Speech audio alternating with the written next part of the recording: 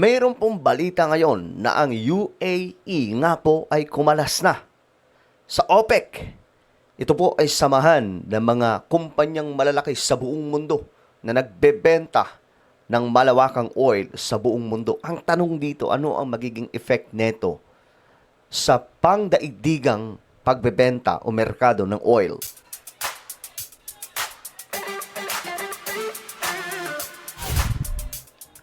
Hello, what's up guys? This is me. We are back dito sa ating YouTube channel.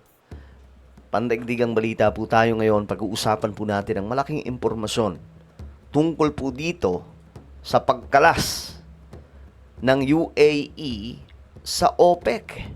Nako mga sanggay, ito po ngayon ay viral, no? Marami ang nagulat sa buong mundo. Pero ang tanong dito, anong magiging epekto nito? Babagsak na ba ang presyo ng oil dahil sa kanilang ginawa? O tataas po mismo? Malalaman nyo po ngayon mga sangkay. Anyway, guys, before we start, sa mga hindi pa po dyan nakakapag-subscribe sa ating YouTube channel, makikita nyo po yung subscribe button sa baba ng video na to. Alright? I-click nyo lamang po yung subscribe.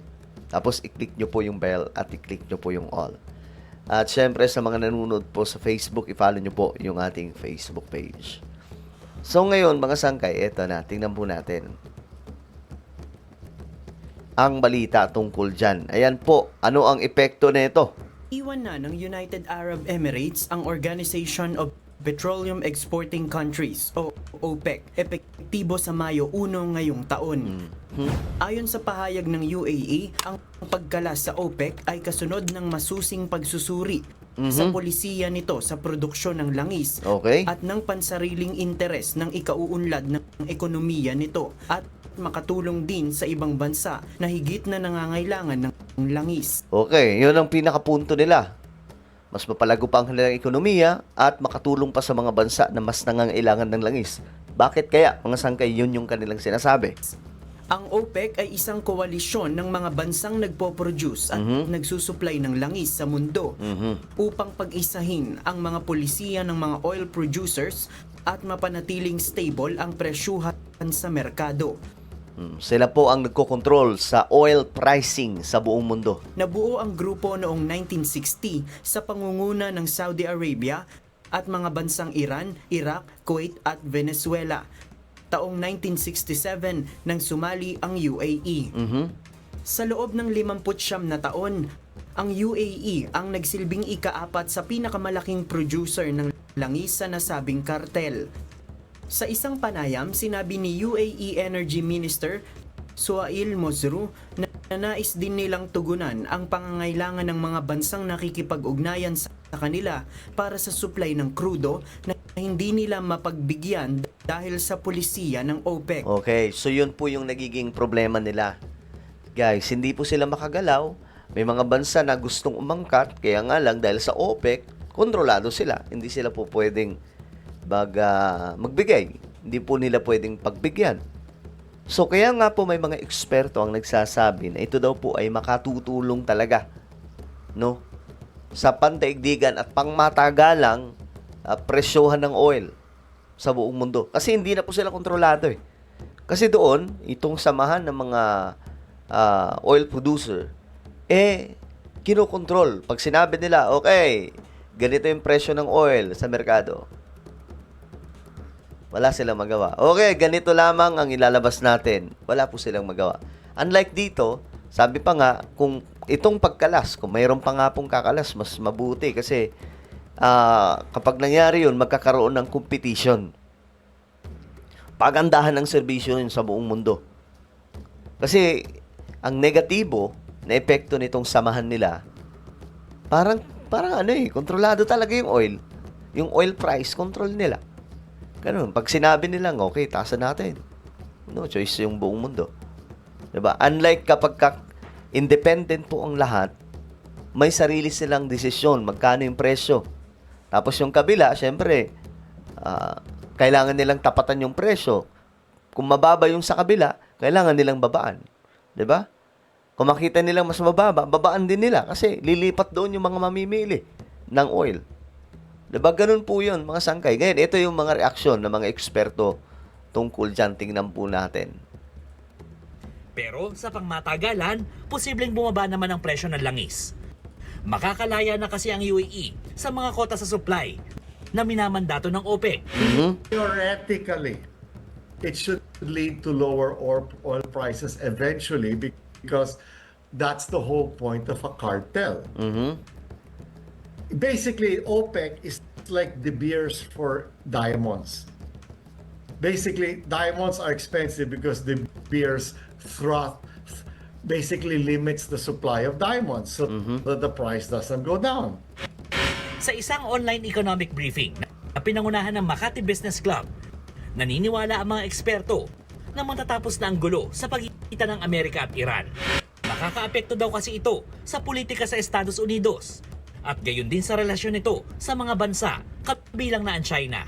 Sa ngayon, naniniwala naman ang mga eksperto na tama lang ang ginagawang targeted subsidies ng pamahalaan. Okay, so balikan natin mga sangkay ito kasi para mas ma-inform tayo about dito kasi napakatindi nitong ginawa ng UAE. Bigla po silang umexit sa OPEC eh.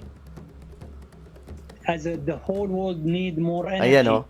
we need to be looking at it from a perspective that serves not only the producers but also looking at it from a perspective of looking at helping the consuming nation. Oh, ganda ng plano nila, 'di ba?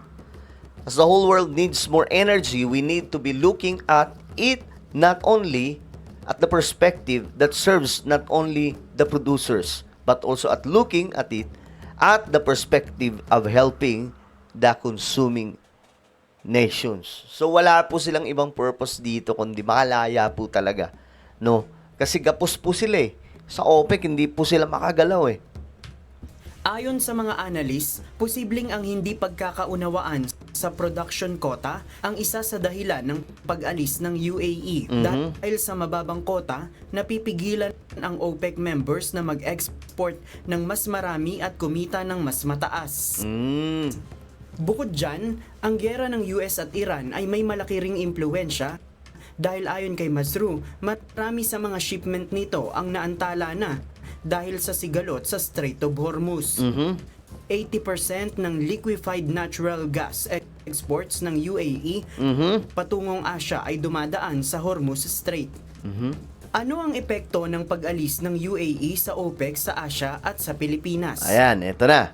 Mangangahulugan ito ng mas mataas na produksyon at export ng krudo dahil wala na itong kota na dapat sundin. So tataas po yung kanilang pinoprovide na oil sa mga bansa maging sa Pilipinas. Dahil wala nang kota, wala nang kukontrol eh. Sa ilalim ng OPEC, hanggang 3.2 million barrels per day lang ang pwedeng i-produce ng UAE. You see?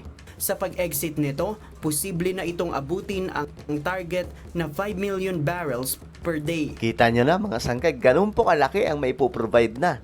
Higit na makikinabang dito ang Asia na isang major oil consuming region. Ang mga bansang nakasalig ng malaki sa UAE crude oil ay ang Japan, India, China, South Korea at Thailand. Kung mananatiling limitado ang export sa Strait of Hormuz, gagamitin ng UAE ang Fujairah Pipeline, isang independent export route. So gagawa ang UAE ng sariling ruta.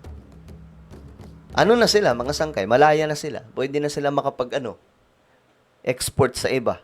Dahil po sa kanilang gagawin ngayon. So talagang pangmatagalan itong solution na magiging maganda yung effect na ito sa buong mundo. Na kayang makadagdag ng 2 milyong bariles kada araw sa produksyon ng bansa. Positibo ang mga eksperto na sa dagdag supply mula sa UAE ay mapapababa nito ang presyo ng langis sa pandaigdigang merkado. Ayun. Ang Pilipinas ay umaasa ng malaki sa krudo mula sa Middle East.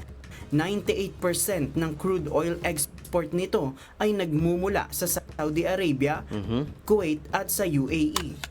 Sa datos ng Observatory of Economic Complexity o OEC nitong January 2026, ang UAE ang top exporter ng Pilipinas ng krudo na umaabot Grabe. sa 58.5 million US dollars. Ang UAE na ang ikaapat sa mga bansang kumalas sa OPEC, kasunod ng Angola, Ecuador at Qatar. Ayun. JP Nunez Ayan po, mga sangkay, yan po ay good news, no? At hindi po biglaan itong pagbaba ng presyo ng oil. Siyempre, dahan-dahan po yan. Ngayon nga, yung effect is medyo bahagya daw pong tataas ng ng 1 peso. Hindi po ako nagkakamali. Kaunting taas, pero yung effect nito, pang matagalan, bababa daw po talaga yung presyo ng oil.